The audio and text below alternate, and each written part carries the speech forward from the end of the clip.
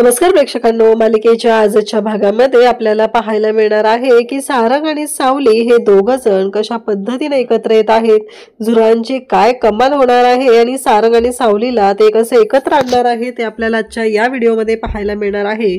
आणि त्याचबरोबर भैरवी ही मेहेंदळेंच्या घरी आलेली आहे। सारंगवरती बाल्कनीत असतो, तिने सावलीला खाली बोलवलेलं असतं आणि सावलीला ज्या हातावरती चटका दिलेला आहे त्या जखमेवरती पुन्हा वार करण्यासाठी ती आलेली आहे।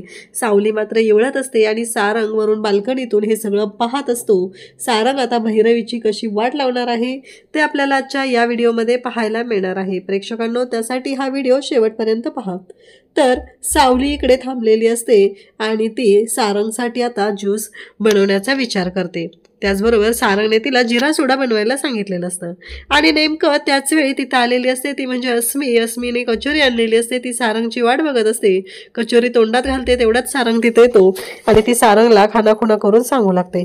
सारंग आधी तर वैतागलेला असतो त्या खानाखुणांना, त्याचं म्हणणं असं काय चाललंय, ती सावली पण तेच करत आहे आणि आता तू पण तेच करत आहे, हे नक्की काय चाललंय तुमचं, बोलायचंच नाही असं ठरवलंय, दोघींनी एकाच वेळी मौन व्रत वगैरे घेतलेलं नाहीये ना, असं सारंग विचारत असतो। तेव्हा ती म्हणत असते कचोरी खाल्ली, अरे खूप स्पेशल आहे तुझ्यासाठीही आणली।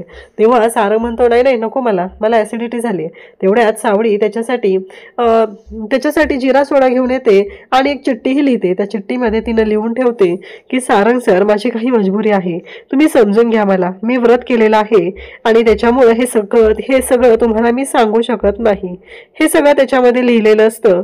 आणि त्याचबरोबर तिनं ठरवते की आज काहीही झालं तरीही ही जी चिठ्ठी आहे ती सारंग सरांना द्यायची, म्हणजे सारंग सरांच्या मनातल्या ज्या काही शंका आहेत त्या दूर होतील आणि हे सगळं जे काही चाललेलं आहे त्यातून मार्ग काढता येईल। त्यानंतर आपल्याला पाहायला मिळतं की सावलीनं आता ती चिठ्ठी जी आहे ती सारंगच्या रूममध्ये नेऊन ठेवलेली असते आणि त्या चिठ्ठीमुळं आता सारंग आणि सावली या दोघांमध्ये संवाद होणार असतो। सावली जाते, ती चिठ्ठी ठेवते, जाताना तिनं खुणून गेलेली असते की मी तुमच्यासाठी जिरा सोडा घेऊन चाललेली आहे। अस्मीला मात्र प्रश्न पडलेला असतो हिचं नक्की काय चाललंय, ही काय बोलण्याचा प्रयत्न करते। सारंग त्याचा मोबाईल कुठं आहे तो शोधायला तो जातो आणि तेवढ्यातच अस्मी ही सारंगच्या रूममध्ये पोहोचते आणि तिनं पाहते तर ती चिठ्ठी तिच्या नजरेस पडते। त्या चिठ्ठीमध्ये सावलीनं जे लिहिलेलं असतं ती अस्मी वाचते आणि अस्मी म्हणू लागते की हे असं आहे का, नाही तुझा मेसेज मी सारंगपर्यंत पोहोचूच देणार नाहीये ग, काही झालं तरीही सारंग फक्त माझा आहे, सारंगवर फक्त आणि फक्त माझा हक्क आहे, असं अस्मी बोलत असते। इकडे जगन्नाथ आणि अलका बोलत असतात। अलका म्हणत असते त्या दिवशीचा डाव मात्र भारी झाला बरं का, कसं आहे माहितीये का, आपण वाट लावलीच पण कसं आहे तुम्हाला जे वाटतं त्या पद्धतीनं नशीब आपली प्रत्येक वेळेस साथ देत नाही, हे बरोबर आहे। तेव्हा जगन्नाथ म्हणत असतो की त्या तुळजानं काय केलं काय माहिती आणि सगळा डाव आपला उलटा पडला। तेव्हा तो जगन्नाथ पुन्हा म्हणत असतो ह्या माझ्या लेखीच्या पत्रिकेत नक्की काय, अलका आणि जगन्नाथ बोलत असतात, त्या दोघांनाही काळजी वाटत असते सावलीच्या आयुष्यात नक्की काय लिहिलंय, कशामुळे हे सगळं होतंय, सावलीला नक्की काय काय अजून तिला सामना करावा लागणार आहे, संकटांची माळ तर चालूच आहे, हे सगळं दोघांचं बोलणं चाललेलं असतं। आणि त्यासोबतच इकडे अलका म्हणत असते पण आपण त्या दिवशी जिंकलो, हे अलकाचं बोलणं असतं। तेव्हा इकडे जगन्नाथही म्हणत असतो पण कसं आहे माहितीये का, काही मोजक्या लोकांच्या समोर त्या भैरवीची वाट लागण्यापेक्षा त्या सूर्ययज्ञ स्पर्धेच्या अंतिम सोहळ्यात जेव्हा तिची वाट लागेल तेव्हा पाहण्यासारखं असणार आहे, नशिबात काहीतरी मोठा धमाका होणार आहे, म्हणून त्या दिवशीचा डाव आपला उलटा पडला असेल। ठीक आहे, शेवटी जालिंदरच्या तर पायाशी आली ना ती, असं त्यांचं बोलणं चाललेलं असतं। इकडे सावली आलेली असते, सारंग म्हणत असतो काय चाललंय, सावलीने सारंगचा कोट जो असतो तो इस्त्री करून आणलेला असतो आणि तो सारंगला देत असते। सारंग तिला म्हणतो तुला सगळ्यांशी बोलता येते पण तुला माझ्याशीच बोलता येत नाहीये, नक्की प्रॉब्लेम काय आहे तुझा, नक्की सांगशील का मला, असं सारंग तिला म्हणत असतो। पण सावली काहीच बोलत नसते, सावली त्याला खानाखुणा करत असते, तिचं सांगणं असं असतं की तुम्ही माझी कालची चिठ्ठी वाचली नाहीये का, असं ती सारंगला म्हणत असते। पण सारंगच्या गोष्टी लक्षातच येत नसतात, नक्की ही सावली कशाबद्दल बोलतेय हा प्रश्न मात्र सारंगला पडलेला असतो। त्यासोबतच इकडे आपल्याला पाहायला मिळतं की जेव्हा या सर्व गोष्टी घडत असतात तेव्हा मात्र इकडे हे सगळं जेव्हा घडत असतं तेव्हा सावली म्हणत असते की सारंग सर, कारण सारंगच्या पायापाशी असतं ते म्हणजे झुरळ, आणि सावली आता उडी मारून टणकन उडी मारून तिथे बेडवर चढून बसलेली असते. आणि सारंग तिला तिथं म्हणत असतो काय झाले. सावली त्याला खुणवत असते, कारण ते झुरळ आता सारंगच्या कोटवरती आलेलं असतं. सावली त्याला सांगत असते, पण सारंगच्या लक्षातच येत नसतं. सावली वेगवेगळ्या पद्धतीनं ह्या गोष्टी सारंगपर्यंत मांडण्याचा प्रयत्न करत असते. सारंगच्या मात्र लक्षात येत नाही. शेवटी सारंग म्हणतो, काय आहे नक्की, नीट सांगशील का मला, असं सारंगचं म्हणणं असतं.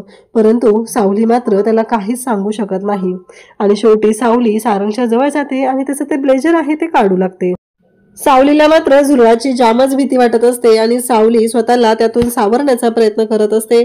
सारंगला ती म्हणत असते की सारंग सर, ते झुरळ आहे, पण ती सारंगला काही नीट सांगू शकत नसते. तिची कोड लँग्वेज काही सारंगला कळत नसते.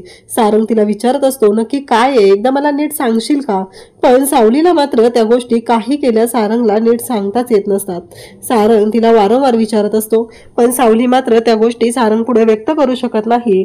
शेवटी सावली ही सारंगच्या जवळ येते आणि त्याच्या अंगातलं जे ब्लेझर आहे ते काढू लागते. तेव्हा अस्मी म्हणते, काय रोमांस करायचे म्हणून जवळ चालले का, काय चाललंय तुझे हे.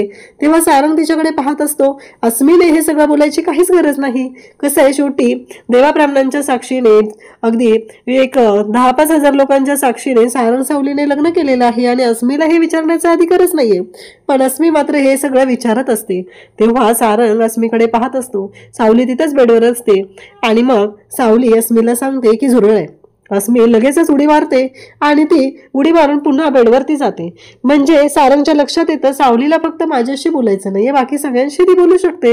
हे सारंगच्या लक्षात आलेलं असतं. अस्मी आणि सावली दोघीही तिथं पळापळ करत असतात. ते झुरळ असतं ते सारंगच्या पायात तिथं पडलेलं असतं आणि इकडे अस्मीने तर मिठी मारलेली असते अक्षरशः सारंगला. आणि सारंगच्या जवळ जाऊन तिकडे अस्मीने सावलीला जाऊन मिठी मारलेली असते. एवढी ती घाबरलेली असते. आणि त्यासोबतच इकडे आपल्याला पाहायला मिळतं की जेव्हा या सर्व गोष्टी घडत असतात तेव्हा मात्र सारंगने ते झुरळ जे आहे ते उचलून हातामध्ये घेतलेलं असतं. आणि सारंग ते झुरळ जे आहे ते हातामध्ये घेतो तेव्हा त्याच्या लक्षात येतं ही अस्मी आणि जी सावली आहे त्या दोघीही जाम घाबरलेल्या आहेत. आणि तेव्हा तो पाहतो. त्यानंतर आपल्याला पाहायला मिळतं की जेव्हा या सर्व गोष्टी घडत असतात तेव्हा मात्र इकडे अस्मी मात्र सावलीला म्हणत असते की हे सगळं काय आहे. तेव्हा सावली अस्मीला सांगण्याचा प्रयत्न करत असते, मी काहीही वेगळं केलेलं नाही, कारण हे सगळं जे काही घडत होतं ते अशाच पद्धतीनं घडत होतं असं तिनं सांगत असते. त्यासोबतच तिचं असं म्हणणं असतं की काहीही झालं तरीही सारंग सरांकडे जाण्यापासून कोणीच मला अडवू शकत नाही. जे माझं आहे ते माझं आहे, शेवटी देव पाहत आहे, असं इकडे सावलीनं अस्मीला उत्तर दिलेलं असतं. त्यानंतर सगळ्यांसाठी जेवणाचा मेनू असतो आणि आज सावलीने जेवणामध्ये बनवलेलं असतं ते म्हणजे मासवडी रस्सा. मग सगळेजण तिथं जेवायला बसलेले असतात. आज काय विशेष आहे, आज मासवडी रस्सा आणि सावलीबाईंनी खरंच त्याचा सुगंधही खूपच छान येतोय असं सगळेजण सावलीला बोलत असतात. राजकुमार तिथं आलेला असतो आणि राजकुमार जेव्हा तिथे येतो आणि तो पाहतो तेव्हा तिथं आलेली असते ती म्हणजे तिलोत्तमा. मग राजकुमार हा जो आहे तो तिलोत्तमाला तिथे चेअर ओढून देत असतो. तिलोत्तमा मात्र त्याशी बोलत नाही आणि ते अमृताला म्हणू लागते की अमृता, आज तू काय बनवले ना जेवायला ते मला वाढ. आणि तिला मात्र तिलोत्तमाला राजकुमारशी बोलायचं नसतं आणि ती राजकुमारशी काहीच बोलत नाही. राजकुमारला मात्र वाईट वाटत असतं की आपली आई आपल्याशी बोलत नाहीये. ही गोष्ट मात्र त्याला सहनच होत नसते. त्यानंतर इकडे आपल्याला पाहायला मिळतं की सावली आता जेवायला वाढत असते तेव्हा चंद्रकांत टेबलवरचं वातावरण चांगलं राहावं यासाठी म्हणत असतो की सावली मला वाढ, आज खरंच छान मेनू केलेला आहे. चंद्रकांतला मासवडी रस्सा खूपच आवडत असतो आणि त्या पद्धतीनं जेवणामध्ये आज मेनू केलेला असतो त्यामुळे तोही खुश झालेला असतो. सारंग म्हणत असतो की रस्सा दे. आता सारंग फक्त आणि फक्त रस्सा पित आहे, ही गोष्ट याआधी कधीच घडलेली नसते. सगळेजण धक्का बसल्यासारखे सारंगकडे पाहत असतात. सावलीही सारंगकडे पाहत असते. सावलीलाही कळत नसतं की सारंग सरांना नक्की काय झालंय, एवढा रस्सा का त्यांना प्यायचंय. पहिल्याच घोटाला सारंगला तर ठसका लागलेला असतो आणि त्याचबरोबर सारंग मात्र पाहतच राहतो. त्यासोबतच इकडे सावली सारंगकडे पाहत असते आणि मग सारंग तो रस्सा पित असतो. तिलोत्तमा त्याला म्हणत असते की काय चाललंय हे सगळं, सारंग एवढं तिखट कधीच खात नाहीये तू, एवढं काय चाललंय तुझं. तेव्हा सारंग म्हणतो माझ्या आयुष्यात जर तिखटच गोष्टी होणार असतील तर मी काय करणार आहे, असं सारंग बोलत असतो. आणि म्हणजे सारंगच्या आयुष्यात तिखटच घडत आहे असं सारंगचं म्हणणं आहे. इकडे जयंती वहिनीचं मात्र वेगळं सुरू झालेलं असतं. जयंती वहिनी मात्र म्हणत असते की माझ्या नवऱ्याचा पगार येणार होता, म्हणून मी सगळं कर्ज काढलेलं होतं, पण माझ्या नवऱ्याचा पगार उडून गेलेला आहे आणि आता ते कर्ज कसं फेडू? ती सावली आहे ना, ती बसते ना तुझ्यापाशी अशी, आणि तू तिला मदत करत असतो. मग आज मलाही तशीच मदत कर ना. नक्की काय प्रॉब्लेम आहे माझं माहिती आहे ना. मग तिथं आता पांडुरंगाच्या समोर असते. माहिती आहे मला तू माझ्यावर रागवलेलं असणार आहे, तरीही आत्ता मला तुझी गरज आहे असं ती देवाला सांगत असते आणि देवाकडे मागणं मागत असते. त्याच वेळी इकडे सारंग मात्र चिडलेला असतो आणि सावली तिथं सारंगकडे गेलेली असते, पण सारंग मात्र सावलीशी बोलायला तयार नसतो. तो म्हणत असतो की नाही, काय गरज नाहीये. सावली त्याच्यासाठी मध घेऊन गेलेली असते. सारंगचं एकच म्हणणं असतं की नकोय मला, कारण जर तुला माझ्याशी बोलायचं नसेल तर. तेव्हा सावली म्हणते की समजून घ्या ना. सावली सारंगला सांगत असते समजून घ्या म्हणून. सावली मात्र तिचं वचन मोडायला तयार नाहीये. इथे नवऱ्याशी खोटं बोलत आहे ते मात्र तिला चालत आहे, पण इकडे आपण आपल्या भैरवी माईला दिलेला शब्द मात्र अजिबात तिला मोडायचा नसतो. तिच्या डोक्यात फक्त एवढंच सुरू आहे की भैरवी माई ही आपल्यासाठी किती महत्वाची आहे. पण तिला हे कळत नाहीये की तिच्या या वागण्यामुळे तिचा संसार पणाला लागत आहे, तिच्या संसारामध्ये प्रॉब्लेम येत आहे. शेवटी सावलीला तिथं डायरी आणि पेन दिसतो. तेव्हा सावली म्हणत असते कसं आहे माहितीये का, माझं काहीतरी प्रॉब्लेम आहे म्हणून मी बोलत नाहीये. आणि ती मग सारंगला चिठ्ठी लिहिते आणि चिठ्ठीत सांगू लागते. त्यामुळं माणसं तिखट असू नयेत असं त्या चिठ्ठीमध्ये ती लिहित असते. तेव्हा सारंग ती चिठ्ठी वाचतो आणि हसू लागतो, कारण सावलीनं त्यामध्ये तसं लिहिलेलं असतं. आता सावलीनं ती चिठ्ठी लिहिलेली आहे. सारंग ती चिठ्ठी घेतो आणि ती चिठ्ठी पाहून हसत असतो. त्याला मात्र नवल वाटत असतं, कारण सावलीने त्याच्यासाठी जी चिठ्ठी लिहिलेली असते आणि त्या चिठ्ठीमध्ये हे सगळं तिनं लिहिलेलं असतं आणि सारंगलाही ते वाचून नवल वाटत असतं, कारण तिखट माणसं आयुष्यात असू नयेत असं त्याच्यामध्ये तिनं लिहिलेलं होतं. सारंग ते वाचतो आणि हसतो. त्यानंतर सावली म्हणत असते की हा मध घ्या, मध खाल्ला तर तुम्हाला बरं वाटेल, कारण ऑलरेडी सारंगने खूप असं तिखट खाल्लेलं असतं आणि म्हणूनच सावली त्याला मध खायला देत असते.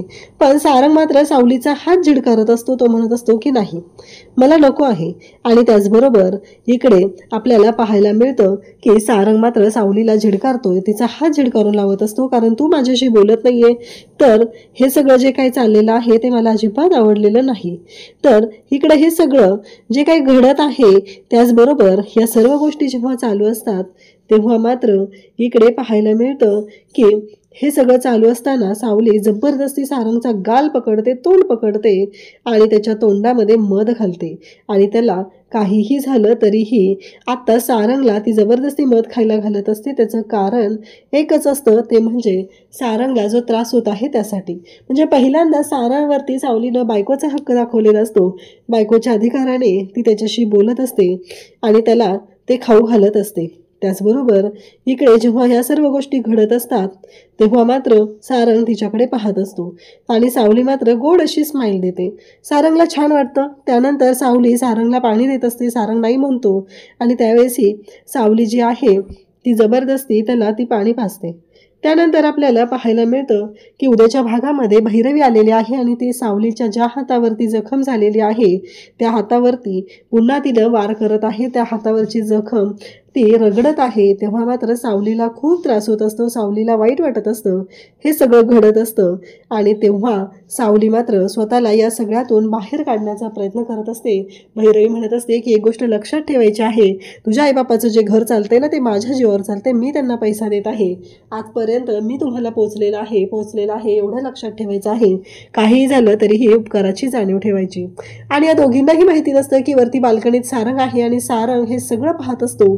फक्त सारंगकडे आता शब्द आलेले नसतात, त्याला शब्द कानावर पडलेले नसतात, पण भैरवीचं वागणं मात्र त्याने पाहिलेलं असतं आणि सावली मात्र एवढत असते.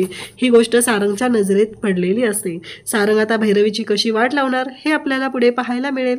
अशाच अपडेटसाठी चॅनलशी कनेक्टेड राहा. थँक्यू.